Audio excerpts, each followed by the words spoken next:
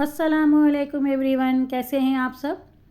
मेरे पास एक रिक्वेस्ट आई थी कि मेरी नाफ टल गई है या नाफ उतर गई है, तो मुझे उसको ठीक करने का तरीका बता दें। मैंने टली हुई नाफ के लिए कुछ रेमेडी और कुछ एक्सरसाइज बताई हैं। ये एक्सरसाइजेज और रेमेडीज़ बहुत ही आजमूदा हैं। मैंने 1 चमची सुहागा लिया है, उसको मैंने तवे पे बिल्कुल हल्की आंच पे इसको मैंने फूलने के लिए रख दिया है। सुहागा आपको पंसारी की दुकान से मिल जाएगा। जब तक सुहागा फूल रहा है, मैं नाफ टलने की अलामत आपको बता देती हूँ। नाफ टलने की 4 अलामतें होती हैं। मतली होती है, दिल ख़राब होता है, भूख कम लगती है और पेट में दर्द होता है। और पेट में दर्द होने के साथ साथ फिर मोशन होने लगते हैं। इसका इलाज बहुत ही आसान है। सबसे पहले तो आप गर्म पानी में कपड़े को गीला कर लें और उससे नाफ को टिकोर करें। दूसरा तरीका ये है कि आप कोई सा भी तेल ले लें, जैतून का भी ले सकते हैं। ज़्यादा बेस्ट है कि आप सरसों का तेल ले लें, उसमें थोड़ी सी लौंग जला लें और इस तेल को 1-2 कतरे नाफ में डालें और 1-2 कतरे नाफ के बाहर भी लगाएं। आहिस्ता आहिस्ता अपने हाथों से क्लॉकवाइज पे नाफ के इर्द गिर्द रोल करें अपने हाथ को, और फिर दोबारा से जब 20 दफ़ा हो जाए तो दोबारा से 20 दफ़ा एंटी क्लॉकवाइज नाफ के इर्द गिर्द अपने हाथों को रोल करें। उसके बाद गर्म तौलिया या गर्म कपड़ा या गर्म रुई नाफ के ऊपर रख दें।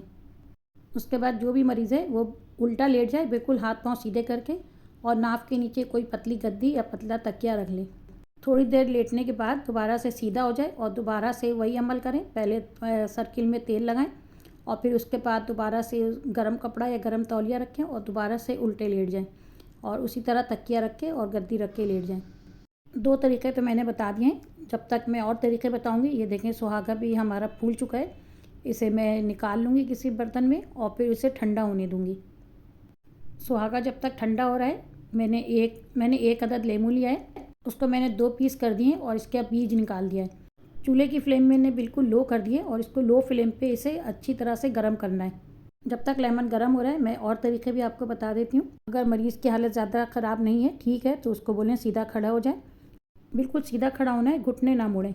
जिस तरह की रुकू की हालत होती है उस तरह रुकू में जाएं और अपने हाथों से अपने पाँव के अंगूठों को छुएं, और अगर अंगूठे को हाथ लगा सकते हैं फिर उंगलियों को या फिर पूरे पंजे को अपनी तरफ स्ट्रेच करें आहिस्ता आहिस्ता। और अगर बहुत ज़्यादा तकलीफ़ है, आराम नहीं आ रहा है, तो बिल्कुल थोड़ी सी हींग लें, मूंग की दाल के दाने के बराबर, उसको पानी में हल करें और पानी को गर्म करें और उस गर्म पानी को नाफ के इर्द गिर्द लगाएं और फिर गर्म तौलिया से या गर्म कपड़े से उसको टकोर करें। आगे मैं और तरीके अभी बताती हूँ। ये देखिए हमारा सुहागा ठंडा हो चुका है, इसे मैंने बिल्कुल बारीक पीस लिया है। और तरीका ये है कि आप या तो ज़मीन पे लेटे हैं तो ज़मीन पे सीधे लेट जाएं या फिर बिस्तर पे सीधे लेट जाएं और अपने हाथों से अपने पाँव के अंगूठों को छूने की कोशिश करें। ये सारे तरीके तो मैंने बता दिए हैं। अब देखें लेमन भी हमारा अच्छी तरह से गर्म हो चुका है। अब मैं पिसे हुए सुहागे को 2 चुटकी में लेमन के ऊपर छिड़कूँगी।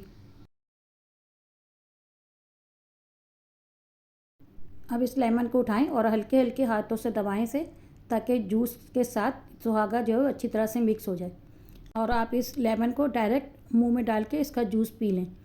ये बहुत आजमूदा रेमेडी है, इससे एक दफ़ा में ही फ़ायदा हो जाता है। इसे आप दिन में 2 से 3 मरतबा भी ले सकते हैं। तो चलें जल्दी से चैनल को सब्सक्राइब कर दें।